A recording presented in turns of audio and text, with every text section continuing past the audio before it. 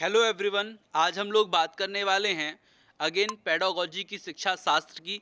तो इससे पहले मैंने 2 क्लासें पढ़ा दी हैं, ठीक है। ये जो क्लास है वर्ग 1, वर्ग 2, वर्ग 3, सी टेट और आपके केवीएस, कोई भी शिक्षक पात्रता परीक्षा हो उसके लिए काम में आने वाली है, चाहे वो किसी भी स्टेट की हो, ठीक है। आज हम लोग जो इस क्लास में बात करेंगे अधिगम या सीखने के प्रकार पे बात करेंगे, ठीक है। अधिगम या सीखने के प्रकार को 2 प्रकार से हम समझ सकते हैं, ठीक है। 2 प्रकार से समझ सकते हैं अधिगम और सीखने के प्रकार को। तो 2 प्रकार की सीख कौन-कौन सी है? तो एक होती है गत्यात्मक सीख, ठीक है। क्वेश्चन कैसे अराइज़ होंगे मैं आपको बताऊँगा बाद में। गत्यात्मक सीख और दूसरी होती है संज्ञानात्मक सीख, ठीक है।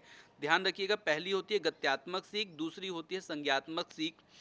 और जो गत्यात्मक सीख होती है उसको बोलते हैं ज्ञानेंद्रीय सीख, ठीक है। उसको बोलते हैं शारीरिक सीख या यांत्रिक सीख या मशीनी सीख, ठीक है। मतलब ये कि जो हम इंद्रियों से समझते हैं, ठीक है। जैसे हम देख के कुछ चीज़ समझ रहे हैं, हम कुछ छू के समझ रहे हैं, ठीक है। तो ये गत्यात्मक सीख के अंतर्गत आता है। अगर कोई शारीरिक सीख है, अपने शरीर के लिए कोई चीज़ हम सीख रहे हैं, जैसे नाखून काटना हमारे लिए अच्छा होता है, ये हमने सीखा, तो शारीरिक सीख हुई है। तो शारीरिक सीख भी क्या कहलाती है? गत्यात्मक सीख कहलाती है। मशीनी सीख या यांत्रिक सीख, ये दोनों एक ही चीज़ है। जैसे मान लीजिए लाइट चली गई, ठीक है, लाइट गड़बड़ हो गई मान लीजिए, और उसमें जो है फिस फिस नहीं बता रहा। तो जो हमने सीखा कि उसमें टेस्टर लगा के चेक किया, तो इस एक में करंट आ रहा है, एक में नहीं आ रहा, तो जो करंट आ रहा है तो हमने सीखा ना। तो इस प्रकार की मशीनी सीख कहलाई। कोई भी मशीन चलाना मशीनी सीख कहलाई, जैसे मोटर बाइक चलाना, तो ये मशीनिक सीख के अंतर्गत आता है, ठीक है।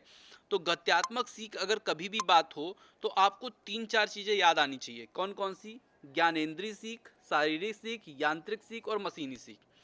वही अगर संज्ञानात्मक सीख की बात की जाए तो उसमें आता है वैश्विक सीख। वैश्विक सीख मतलब विश्व के बारे में सीखना, विश्व की विभिन्न चीज़ों के बारे में सीखना। विचारात्मक सीख, विचार करना सीखना, अच्छे विचार देना। वैचारिक सीख उसी को कहते हैं, विचारात्मक सीख को ही। और तर्कपूर्ण या विवेकपूर्ण सीख भी जो है संज्ञानात्मक सीख के अंतर्गत आती है। तर्कपूर्ण मतलब किसी भी चीज़ का अंतर करना, जैसे 5 बड़ा की 4, ठीक है, तो 5 बड़ा, तो ये तर्क होता है। तो तर्क जो है, तर्कपूर्ण जी बात जो होती है वो भी होना, ठीक है। विवेकपूर्ण सीख, ये सब आपकी संज्ञानात्मक सीख के अंतर्गत आती हैं। अब इसमें क्वेश्चन कैसे अराइज होते हैं? इसमें एक क्वेश्चन आया था, मैं आपको बताता हूँ क्वेश्चन क्या था। सीटेट का क्वेश्चन है कि मानचित्र निर्माण करना किस सीख के अंतर्गत आता है, ठीक है।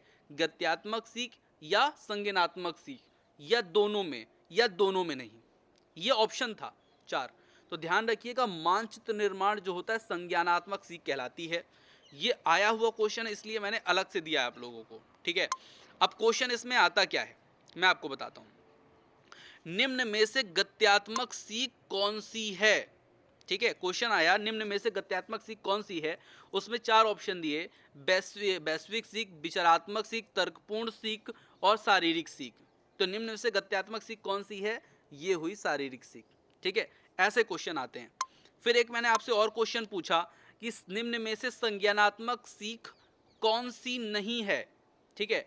फिर से मैंने वही क्वेश्चन दिया, वैश्विक सीख, विचारात्मक सीख, तर्कपूर्ण सीख और शारीरिक सीख। तो कौन सी हुई? तो यही आपकी ज्ञात नहीं है। शारीरिक सीख जो नहीं है, संज्ञानात्मक सीख तो है ये दोनों तीनों, ठीक है। तो ये चीज़ आपको समझना है।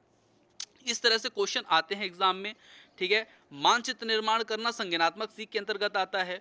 ऊसुबेल, ऊसुबेल के अनुसार बालक 4 प्रकार से सीखते हैं। अब ध्यान देखिए, बहुत इंपॉर्टेंट है ये। तो ऊसुबेल के अनुसार बालक 4 प्रकार से सीखते हैं। वो 4 प्रकार कौन कौन से हैं वो मैं आपको बताता हूँ, ठीक है। ध्यान दीजिएगा वो चारों प्रकारों में, क्योंकि वहां से क्वेश्चन जनरेट होंगे और डायरेक्ट आपके एग्जाम में आएंगे, ठीक है। तो 4 प्रकार से एक होता है किसी भी चीज को अधिग्रहण कर लेना। अधिग्रहण मतलब होता है आत्मसात कर लेना, ठीक है। अधिग्रहण मतलब क्या होता है? वस्तु को आत्मसात कर लेना, अपने जैसा ही मानना। जैसे कि बोला गया कि राहुल की माँ के पति राहुल के कौन लगेंगे। अब राहुल की जगह आप अपने आप को रख दीजिए, तो मेरी माँ के पति मेरे पापा लगेंगे। तो अपने साथ किसी को उस प्रकार से मान लेना आत्मसात सीख कहलाती है, या आत्मसात करना कहलाता है। उसको बोला जाता है अधिग्रहण करना या अधिग्रहण द्वारा सीख। और इसके जो जनक हैं वो है पियाजे, जीन पियाजे। ठीक है, ध्यान रखिएगा। तो अधिग्रहण द्वारा सीखने को या अधिगम को क्या कहा जाता है, किसका ये दिया हुआ है, तो पियाजे का दिया हुआ है। इसका मतलब होता है आत्मसात कर लेना, और इसको ज्ञानेंद्रियों के माध्यम से सीखा जाता है।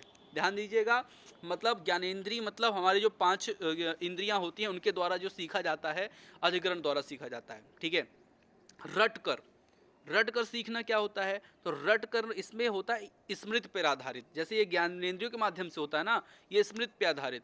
अगर आपने कोई चीज़ याद किया, 2 दूनी 4, 2 तिहाई 6, 2 चौको 8, कोई टेबल याद की, कोई भी चीज़ याद की, अब अगर आपकी स्मृति है तो आपको याद रहेगा, अगर स्मृति नहीं है तो याद नहीं रहेगा, भूल जाएगा। तो स्मृति पर आधारित होती है रट कर याद करना।